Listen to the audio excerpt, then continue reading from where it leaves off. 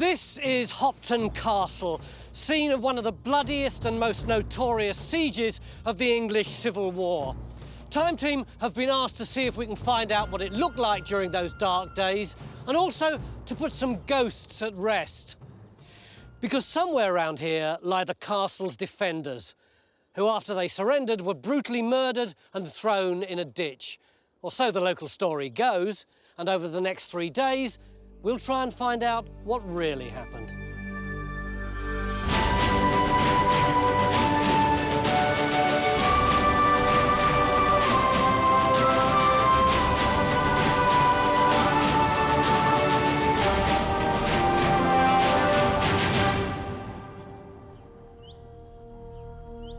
The mysterious ruins of Hopton Castle still bear the scars of a tragic past.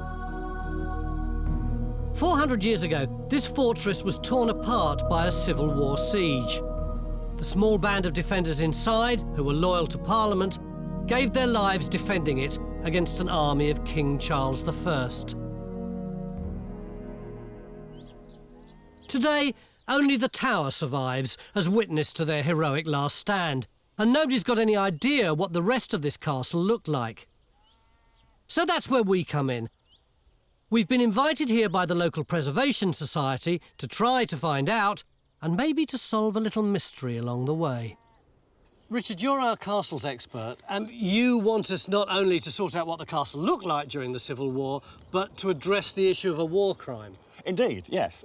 Because not only is it a fantastic site, you've got a fantastic story with the Civil War siege and these brave garrison holding out against the Royalists for several weeks before finally surrendering and then being rather brutally murdered. Helen, you're particularly excited about this site, aren't you? I am, because it's got this fantastic historical account. We've got a description of what went on, written by the garrison commander, the chap who was in charge of defending this place.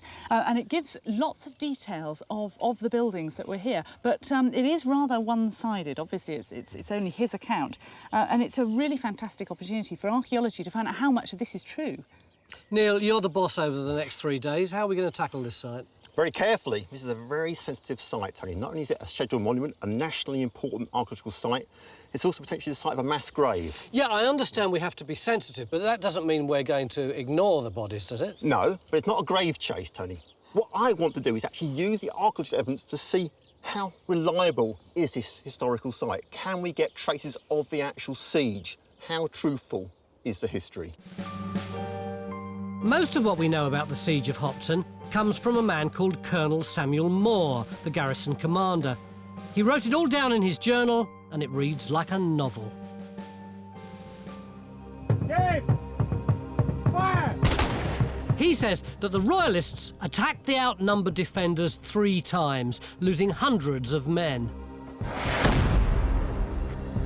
It was only when the attackers had the parliamentarians cornered in the tower that they finally gave up.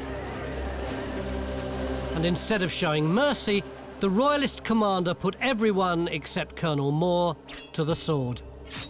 But did it really happen the way he said it did?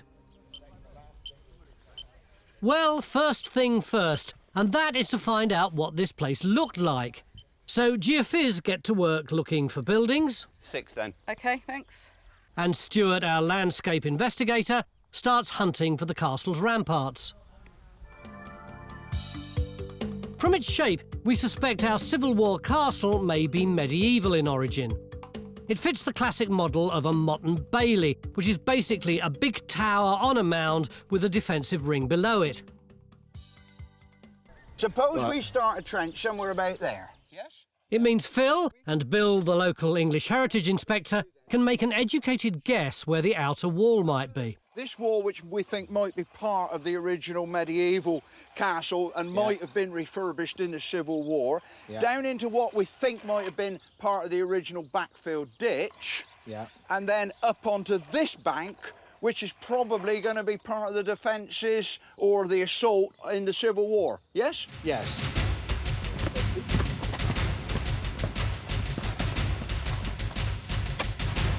That's what you call a turf, that is. That's Axminster, that is, Faye. Oh, he does love his dirt, doesn't he? So Phil's trench goes in looking for the moat and ramparts. to help us work out the original shape of the castle. But it's also our first opportunity to test the accuracy of Colonel Moore's historical account of the siege. One of the most exciting things about this site is that it's a battlefield as well as a castle.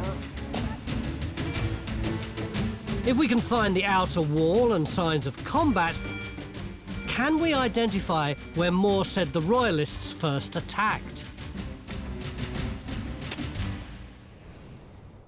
The Civil War divided communities between King and Parliament, and Hopton was right in the firing line.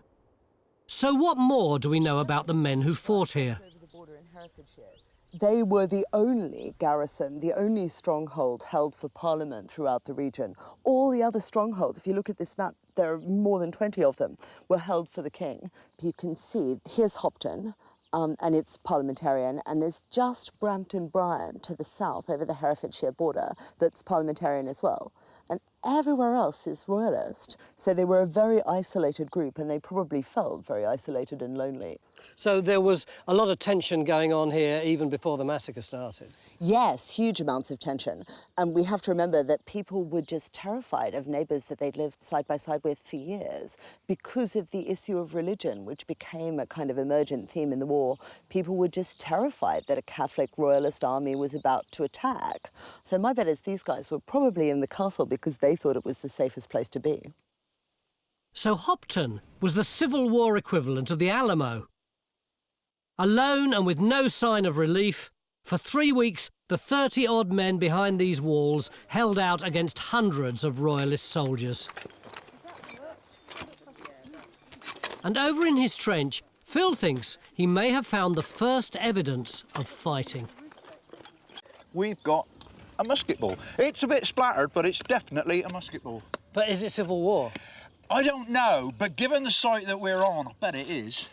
So we're in the right period, but are we going to find the bloke who was on the other end of this? We'll know later.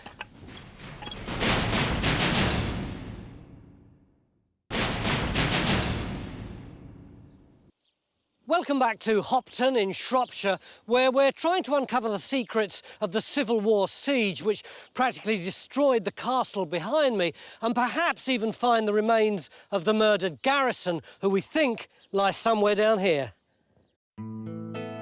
The story of Hopton's destruction and the brutal massacre of the garrison became famous, well, notorious, during the Civil War. But 400 years on, nobody knows how truthful our surviving account of the battle is, or even what the castle looked like. Phil, how are you getting on? We're not doing too badly, Neil. Phil's looking for the old castle wall and the moat, where we think we might find traces of the first attack.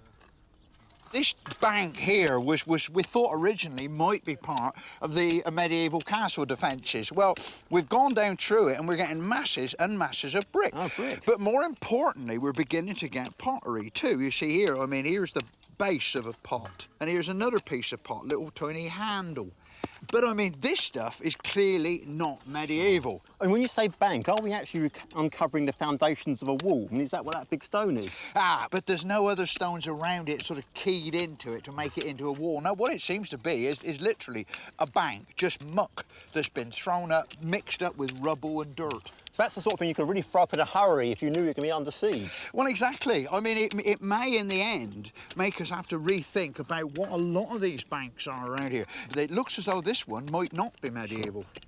Phil's already got his suspicions that the shape of this castle might be slightly different to what we anticipated. Still, if his rampart is from the Civil War, does it fit into the history? The 26th of February is the first attack. Over the next few days, Field Marshal Helen Geek is going to do a spot of wargaming. Now, there's a body of foot who approach the out walls. Along with Richard, our castle's expert, she's going to compare Colonel Moore's account of the battle with what we find in our trenches. So let's put some more on. OK. And they were... But it's what happened after the siege that really intrigues me. So the guys from the garrison who died could be over there where they're geophysing. or they could be somewhere completely different. It's just pot luck whether we find them or not. Yes, from the first account of Colonel Moore, we really don't have any idea. I don't think he knows where they were put. He just says that they were all killed. But then we've got another account from this chap called Primus Davis. Now, he was part of the garrison at Brampton Castle, not far away, so it's possible that he would have known. And he says that they were driven into a cellar unfinished, wherein was stinking water, the house being on fire over them, when they were every man of them presently massacred. And he implies that that's where they're left. How trustworthy do you think that is, or could it just be a bit of propaganda? Well, I don't know. It certainly makes its way into propaganda because a few weeks later, it only takes a few weeks, we get propaganda, definite propaganda, in these newspapers. Now, I've got one here. Here we are. They caused a deep pit to be digged, and throwing them in all together, they buried some alive. Is there anything that you've read in any of the documents that could narrow down the search for us? Yeah, I think so. I mean, the first one says it's a cellar. Now, we ought to be able to find a cellar with geophysics, and it would be very recognisable if we do encounter it. That's one good hypothesis that we can test, that they might be in a cellar. The second one is that all the sources concur in saying that they're somewhere near water, mud or water. And so I think that we could go for anywhere that's waterlogged or with standing water and have a look round there and see what we can find. So, if we can trust the documents, the murdered men could be buried in one of two places, a damp cellar or a muddy ditch. Well, John's been busy doing geophys, and he thinks he might have picked up a good candidate for a cellar not far from the tower. John, you've done the Inner Bailey. What's it show? It's pretty good. I mean, we've done mag and res, and I think we're starting to see clear buildings inside. Look at the magnetics to start with. So the white line is showing what I think is a big structure there, and the black on the inside, it's either midden deposits, areas of burning. In the resistance, you can also see the shadow outline of buildings. Now, what I think we've got in front of us here, you can see it clearly in the earthworks. Pretty obvious, isn't it? Yeah. You know, but we've got a wall going underneath that hawthorn bush. I think it actually turns through a right angle and comes back underneath our feet. So we've got to put a trench in here, haven't we? Absolutely. I mean, I would have thought perhaps on this side, if we can dig down here, try and expose the wall on this side, see if it matches the wall on that side. Is it a single structure? And of course, the key thing is, what date is it? You know?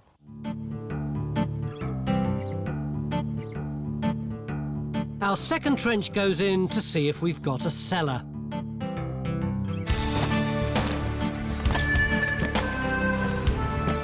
So that's one possibility for the mass grave. But what about the muddy ditch? I'd assumed that our whole team were over here trying to sort out the castle until I saw this little head bobbing up and down behind these rather nasty nettles. Henry, what are you doing? I am coring the bottom of the moat stitch. Which means? Well, basically, although we're stood right in this big ditch here, it was once, we assume, much, much deeper. Once I get to the bottom with the auger, when I look at the soil down there, I will be able to tell whether it's flowing water through there or whether it's still water or whether it's just a muddy hole. Some of the documents say the dead bodies were found in a muddy pit. Right. You could be giving us some evidence, couldn't you? Yeah, no, this should tell part of that story, yeah. But we're not all chasing bodies. Phil's doggedly digging away trying to work out the shape of the castle. He's changed his tune from this morning. He now reckons we do have a wall. It's just underneath the earth bank he found earlier. But he's also got signs of serious destruction, which, fingers crossed, might match our account of the battle. The thing is that this bank sits on top of this incredible burning layer. It's actually on top of the burning layer. Well, look at it. Oh, right. Look at it.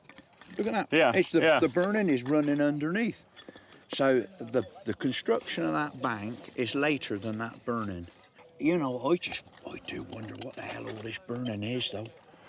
Well, we know the buildings were burnt during the siege. Well, exactly. You see, you does make you wonder.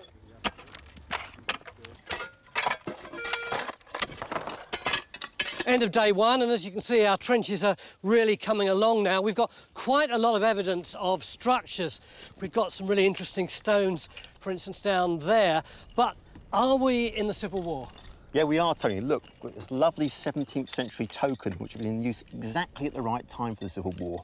And even better than that, we've got this piece of lead. Doesn't look much, does it? But this is actually a musket ball that's been fired at such velocity that it's hit a structure and been splattered flat. So there's clear evidence of warfare and fighting in this area. And what can we tell about these structures? Well, we've got a stone wall over there and probably another one coming through here, so I guess we've got a sort of medieval building. But where's phase digging, the layers are diving down and down, and we haven't found the floor yet. Could that be a cellar? I think it has to be, because we're just so far below the ground level.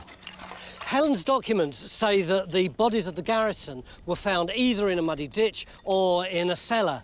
Could that be the cellar? We'll find out tomorrow.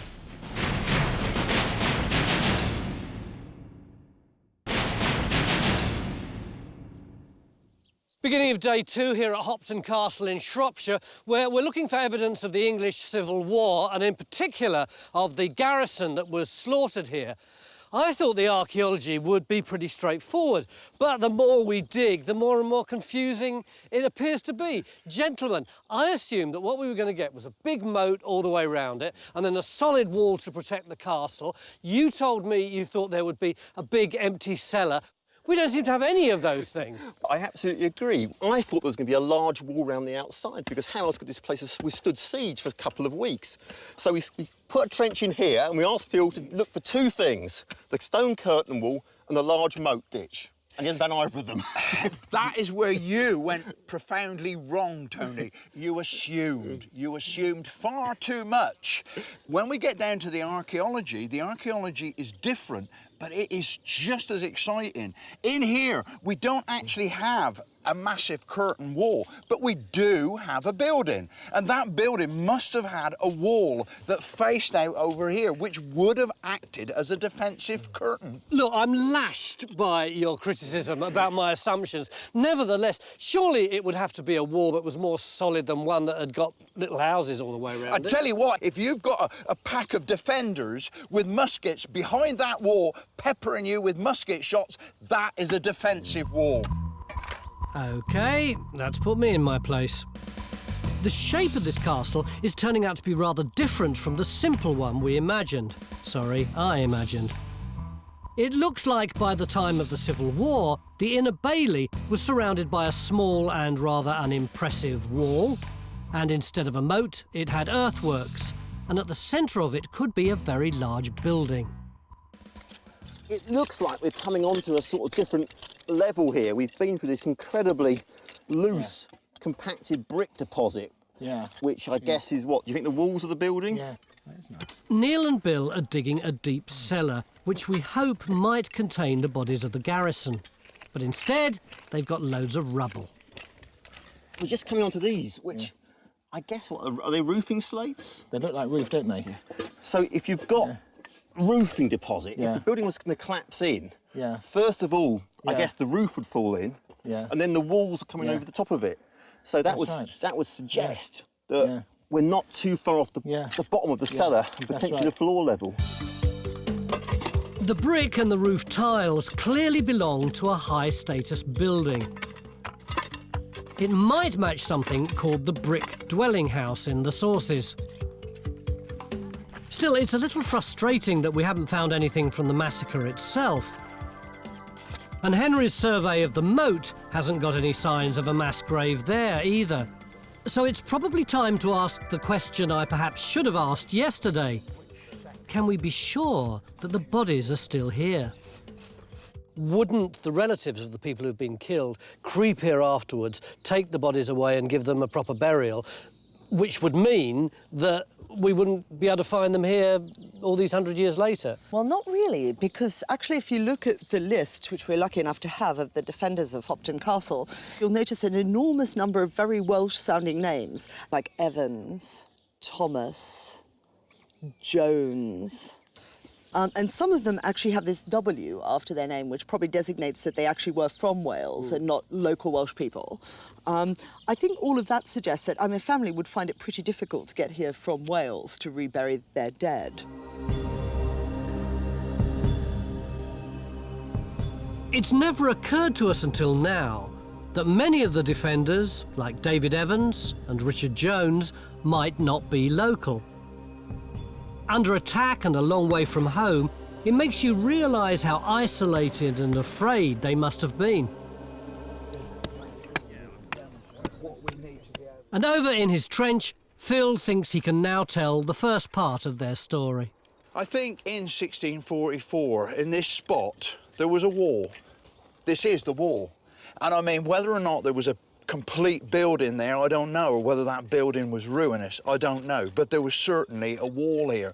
And then I think in the early part of the campaign, the initial onslaught, there was a serious fight here, and I think that it was very, very hard fought, and I think there was much burning and devastation, because you see we've got masses of areas of intense burning. You see all that black, that charcoal that's lying directly on this wall, and this comes right the way across, and we can actually pick it up on this side here. I think it was a pretty vicious fight, because we actually have the first possible evidence of conflict. Our human tooth. Cool. And I kind of imagine that there was this vicious fight between the Cavaliers and the Roundheads, and that maybe it got hand to hand, and that maybe somebody took a musket and took a swing at some bloke and knocked his tooth out. And I think once the Royalists had gone away to restock and replenish their forces, the parliamentarians thought, what are we going to do about it? Let's strengthen our defences. And so they'd have got their picks and shovels, and they would have stood where I am, and they'd have done that. And they would have been building the bank there, the bank there, and the bank there. And I think these three banks are very clearly situated to fill the gap between the main ditch of the castle there and the stream. Isn't it ironic that for the last day and a half, you've been doing exactly what those blokes were doing all those years ago? I know, but thankfully I wasn't expecting anybody to come through that field aiming to get me. So that's great news, our first direct link with the history.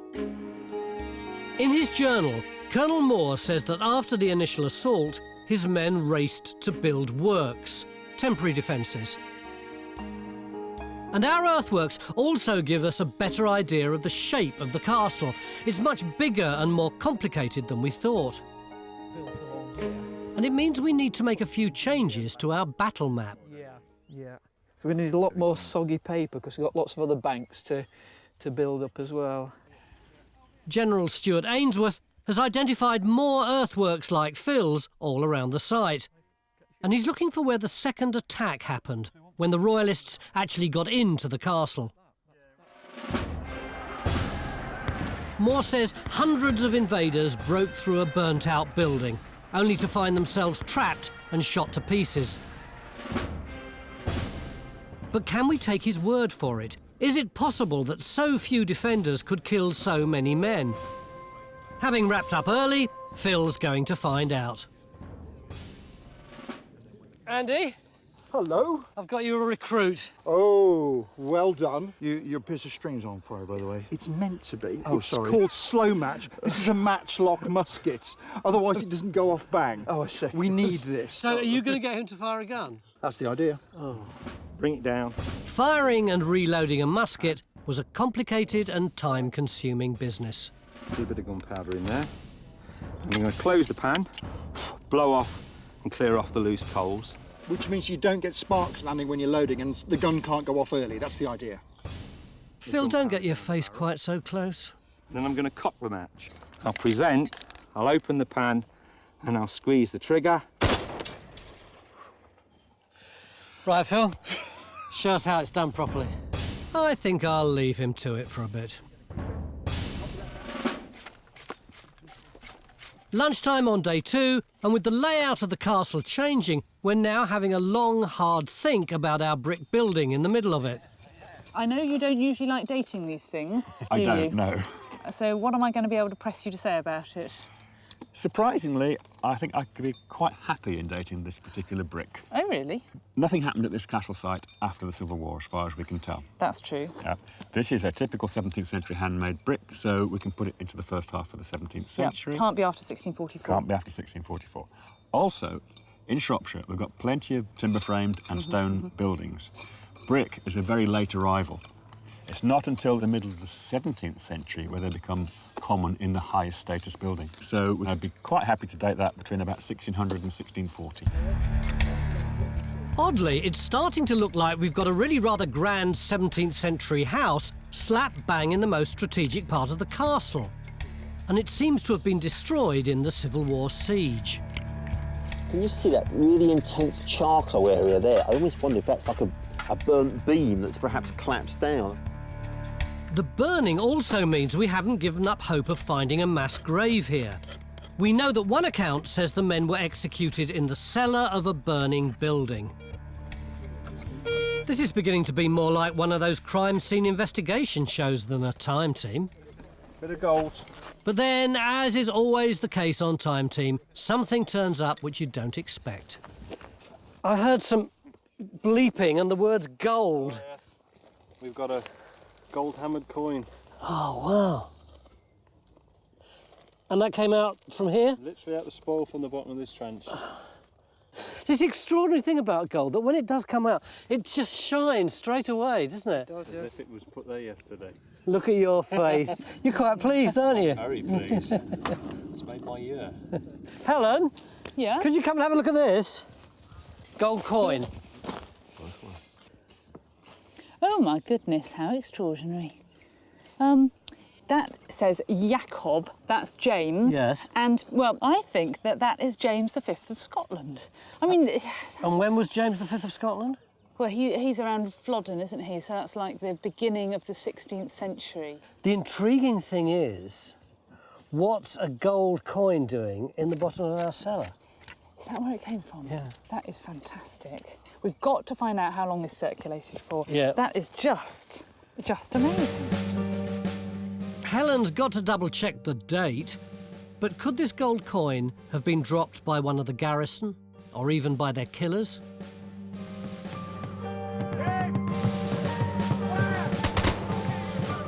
It's easy to imagine losing the odd coin in the heat of the battle, especially if you're a bumbling musketeer like Phil Harding. Well, we're going to cast off and we're going to blow off. Right. Bring it up. Hang on. I'm still blowing up. Right. Yeah. Put your finger around Professional soldiers could fire up to 3 shots per minute. How will Phil do? We blow on the match. While nothing's much happening. Right. Present. Open your pan. Give. Fire. Cool. Just don't want the crows. How was that? How was it? Well, it was a bit of a surprise when it all went bang, you know. I'll tell you what, if it had taken the Roundheads that long to load, the siege would never have ended. Ah, yeah, but I would have been behind the wall, you see. I'm in a safer position behind the wall. That's where I'd have been. It does show you how exposed those soldiers were, though, doesn't it? Absolutely, but actually, it's a very common sense sort of pattern of movements. You could do it. You would get there eventually. Even a common old agricultural type like me, perhaps. Yeah, I think it might take you some time. In the hands of trained soldiers and at close quarters, muskets were deadly. It makes Moore's claim to have shot and killed hundreds of royalists at the breach sound much more plausible. But where did this happen? Our armchair generals are playing toy soldiers to find out. So they're through the breach, most of the 200, so it's at least 100. They're within the breach, but not within our works, but as in a pinfold in the circumference of the burnt lodging. What is a pinfold? It's basically a very large sheep pen. It's for sorting out sheep. So they're caught in a trap? Yeah, they can't move. Yeah. So do you know where that first breach in the wall happens? I have very strong suspicions, Helen, it's in this area down here. Anybody coming through this narrow gap in the breach will be trapped. They could be fired down from there, from there. They're literally trapped like sheep in a sheepfold. If Stuart's right, then somewhere here should be a range of buildings which resemble a sheep pen. As well as giving us a direct link to the history, if we do have structures here, they'd make this castle far larger than we first thought. We're going to have to ponder this one over a few beers tonight. But before we can down tools and raise glasses... Whoa! My goodness! We've got our hands full with yet another remarkable find from the cellar. I think that's a cannonball. In fact, I'd put even money on that being a cannonball. And that's about a 9-pounder. Isn't that fantastic? Further analysis reveals that cannonball does indeed weigh 9 pounds, the size of ammunition fired by a gun called a demi-culverin. Moore's account says at least one of these was used by the Royalists to pound the castle in their third most deadly attack.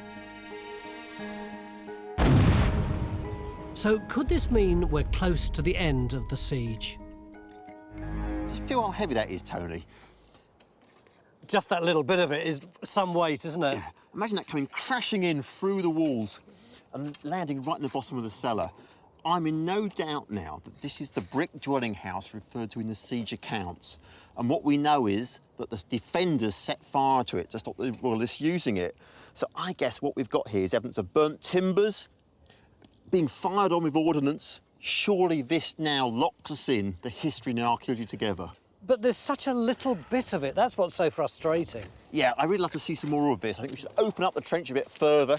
What I'd like to see is more the base of the cellar, because it's got these cannonballs, got the nice finds, pottery. Also, how big is this house? Is it just a cellar, or are there rooms on either side? So really, you know, with a day to go, all the effort in here, I would think, tomorrow.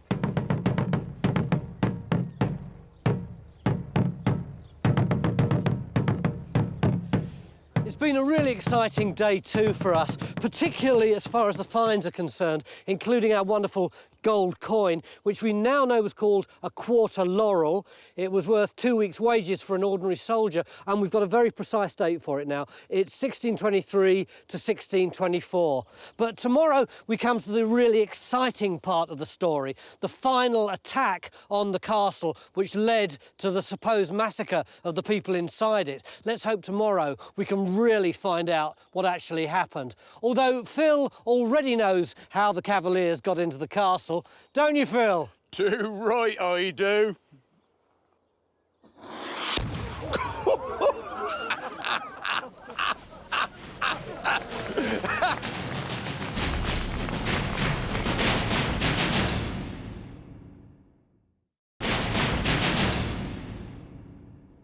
Beginning of day 3 here at Hopton Castle in Shropshire, where we're investigating the bloody siege that took place right here during the English Civil War. And throughout our final day, we're going to be concentrating on this area here, particularly this trench, where yesterday we got all those lovely finds, including the beautiful gold coin and the cannonball. But just because we got a lot of lovely stuff out of here yesterday, Neil, does that really justify us using so much of our labour on this one little spot? It's not just this one spot, Tony. We're looking at this large and impressive building. We've got several trenches open. Ian's looking at the other side of the cellar over there and rooms beyond that. Opened a new trench there, looking for rooms that side of the cellar. And Matt's opened up one behind us. Except that on the very first day, your brief to us, Richard, was nothing to do with this specific building. It was, what does the castle look like throughout the English Civil War? Have we got anywhere near approaching that?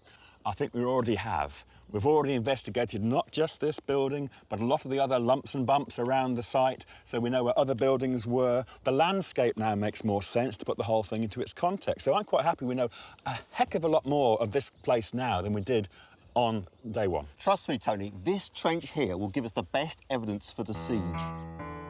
Trust me, Tony. Now, where have I heard that one before? Neil's convinced that our brick dwelling house with its cellar can tell us a lot of what we set out to discover, and another link with the history books.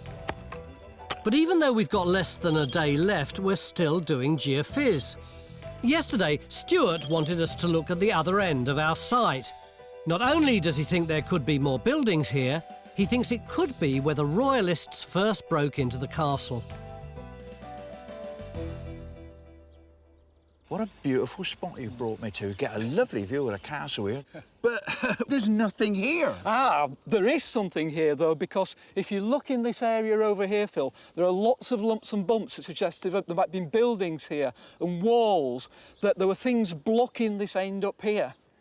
And for once, I agree with Stuart. I'll make a note of that. Look at the resistance results. The black, the high resistance, showing brick-built structures, maybe stone-built structures, more ephemeral responses, maybe timber. And we've got a possible courtyard here with buildings set round. And that one in particular interests me because it's got really strong magnetic responses. Well, we've got to put in a trench and have a look. Stuart thinks this could be the spot where the attacking royalists were trapped, losing hundreds of men as the defenders fired from both sides. The records talk of a range of buildings which they described rather curiously as looking like a sheep pen. But take a closer look at the C shape on the geophys. Could this be it?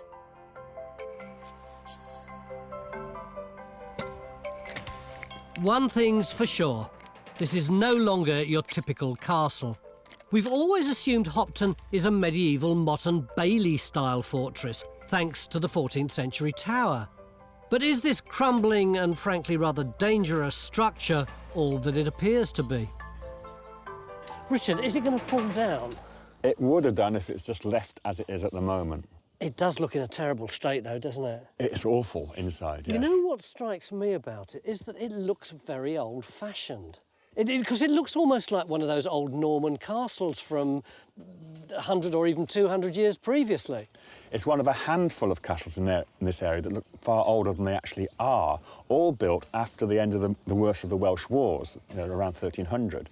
And there's a possibility that it's a deliberate ploy, if you like. They're saying to the Welsh, look, my great-granddad upset your great-granddad by building these Norman keeps. We could do the same. But at the same time, they wanted their luxury. So these are quite nicely appointed tower apartments, if you like.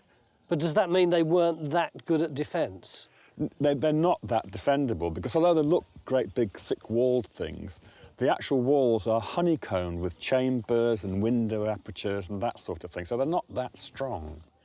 So if Hopton wasn't much of a war machine when it was built in the medieval period, it's now clear it was even less suited for battle by the time of the Civil War. What's that there, going that way? Here? Yeah. That's my wall. Matt's found the far end of our brick building, and it isn't just a house, it's a mansion. In fact, it was so big, the builders had to fill in the moat around the tower just to squeeze it into the bailey. By the time of the Civil War, the castle had expanded far beyond its medieval walls. To me, this is looking more and more like a country house than a castle. We've got these huge, great big roof slates coming up as well. And that's confirmed by Stuart's Trench, where Faye's picking up a range of timber buildings around a central courtyard. Stuart, can we tie this into the historical sources? Yeah, I mean, this matches exactly what we're anticipating here, that there's a range of buildings, possibly something called Richard Stewart's house, which was burnt down during the Civil War. There's a whole complex body stables and other buildings in this area. But if you say it was burnt in the Civil War, Faye, can we see any evidence of that? Well, actually, yes, we can, and that's where it gets really interesting. Over there on that surface, we've actually got evidence of burning in the stones, but we've also got some musket balls coming up, which is just what we want. I mean, this is terrific because this is the area in which the first siege, the attackers actually got in and then got trapped, and they literally got massacred against these buildings here. And so this, amongst all the excitement with the dirt and the archaeology, is kind of really poignant, isn't it? This must be the spot where the garrison trapped and killed the first royalists to get into the castle. And it's easy to see why. Stuck in no man's land, with only smoking ruins around the courtyard for cover, they would have been cut down, just like Colonel Moore claims they were. The Journal says that after their disaster in the courtyard, the royalists changed tactics. They returned with more men, gave the garrison one last chance to surrender, and this time they meant business.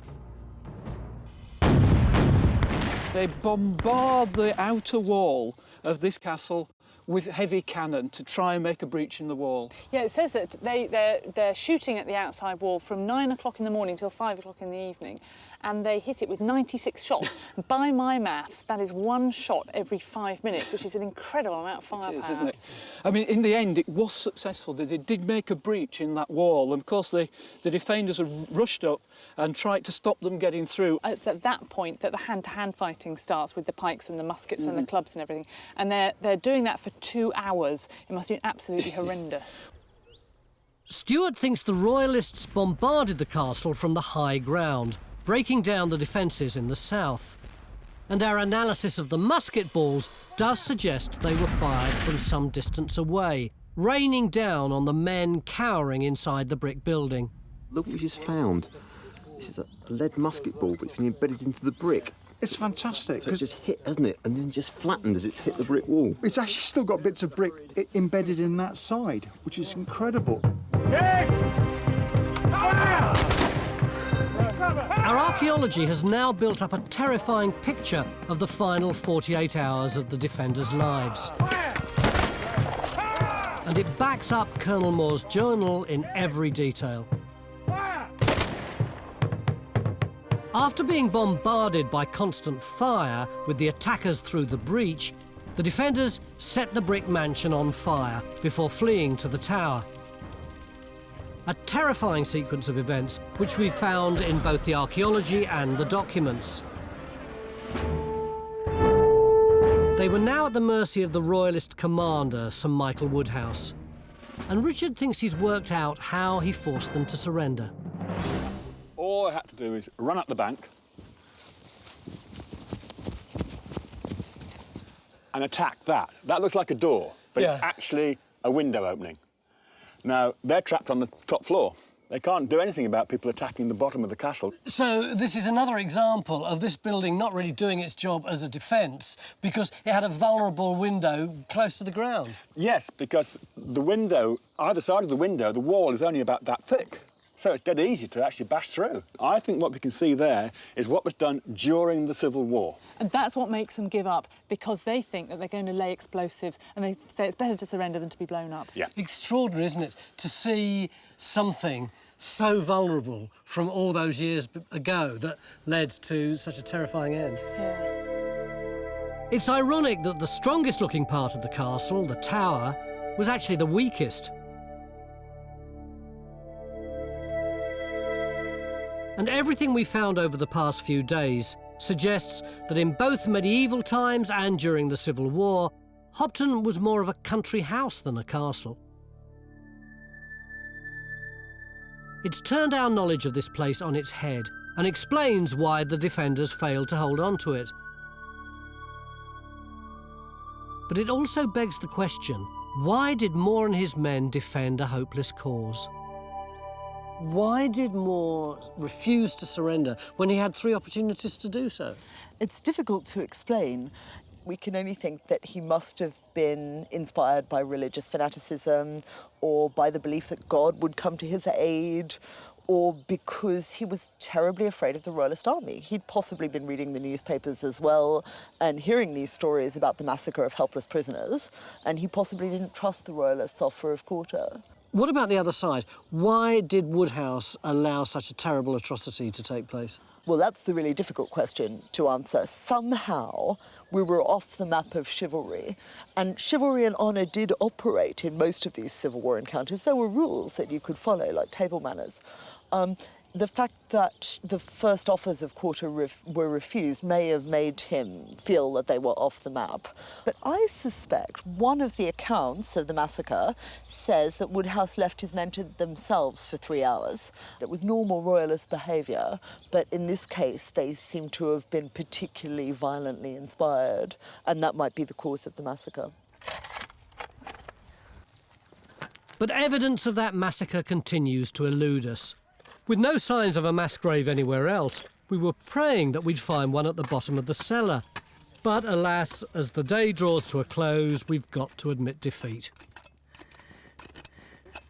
You're kind of performing the last rites on this trench then, aren't you, Phil? Well, I reckon I am. So you're completely convinced that's natural, are you? Well, look, Here's the bottom of the wall. Yeah, built right on top. Absolutely. I know, I think this is a deposit that not even a parliamentarian or a royalist ever saw. But while we haven't found any bodies, we're pretty confident our cellar does match one description of where the men were said to have been killed. It's unfinished, without any plaster, and it's also at the bottom of a burning building. And what about it being full of stinking water? Well, most intriguingly of all, computer modelling suggests that our cellar was liable to flooding as well. Who knows? Perhaps this was their place of execution after all. After the battle was over, Hopton was left a smoking ruin. The tower was badly damaged and fell into disrepair.